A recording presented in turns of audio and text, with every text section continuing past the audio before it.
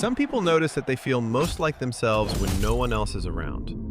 Not lonely, not disconnected, just quieter inside. While others seem to gain Exhale. energy from conversation, shared spaces, and constant exchange, these individuals feel their nervous system soften when stimulation fades. This preference is often misunderstood as avoidance or withdrawal, but it is usually neither. It reflects a different way of processing experience, emotion, and meaning. Being alone is not about rejecting people, but about creating the conditions where awareness can settle. In that space, thoughts move at a natural pace, emotions become easier to read, and the self no longer needs to perform. What looks like distance from the outside is often a form of internal closeness that only appears when the world grows quiet. Preference for low stimulation environments. Some people are not drawn to quiet because they fear noise, but because their system registers too much of it at once. A crowded room, overlapping I can't think straight. conversations, or constant interaction does not feel neutral to them. It feels like having too many windows open at the same time. Where others feel energized by stimulation, they begin to lose clarity. Attention fragments, inner signals become harder to hear, and the body subtly tightens. In lower stimulation environments, the opposite happens.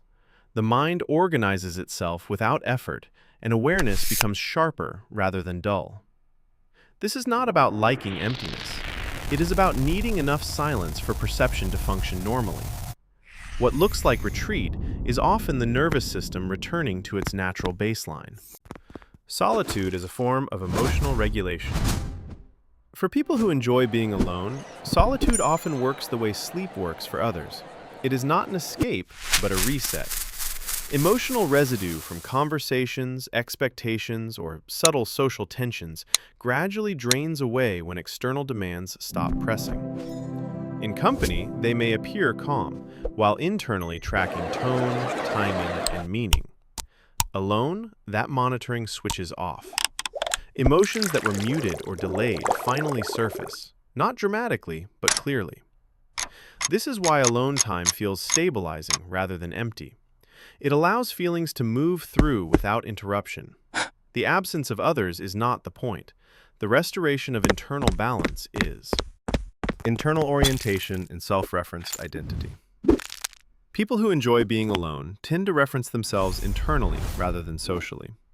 Their sense of rightness does not come from mirroring or feedback, but from an internal alignment that becomes easier to sense in quiet. When alone, they do not feel undefined. They feel coherent.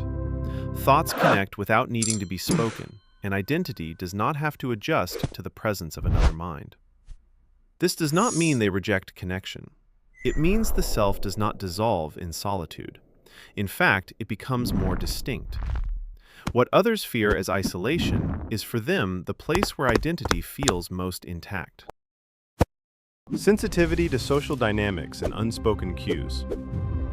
Many people who enjoy being alone are not indifferent to others. They are often highly attuned. Subtle shifts in tone, pauses in speech, and emotional undercurrents register automatically, even when no response is required. In social settings, this sensitivity creates a quiet load.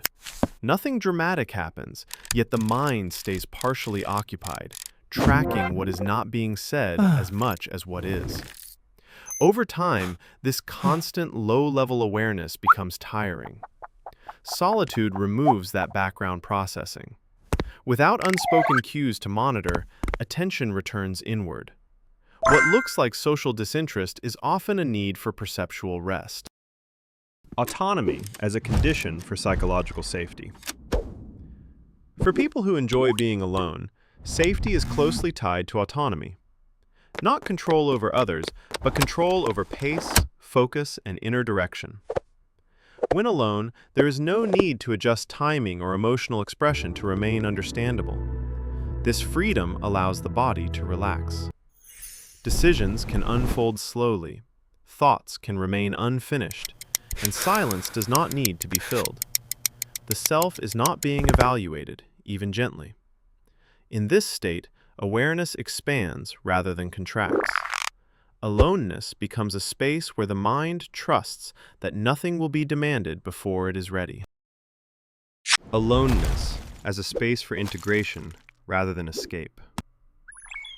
There is a difference between avoiding the world and digesting it. People who enjoy being alone often use solitude to integrate experience, not to disappear from it. What happens socially or emotionally is revisited quietly, without pressure to conclude or explain. In this space, contradictions are allowed to coexist. Mixed feelings settle into clearer shapes. The self reorganizes without commentary. Aloneness here is not withdrawal. It is where experience becomes coherent enough to be carried back into connection. Enjoying being alone is rarely about rejecting others or fearing closeness. It reflects a nervous system that processes deeply, senses subtly, and restores itself inwardly. Quiet is not a void for these individuals, but a medium where clarity forms. When understood this way, aloneness stops looking like absence. It becomes a different mode of presence, one that values internal continuity over constant exchange.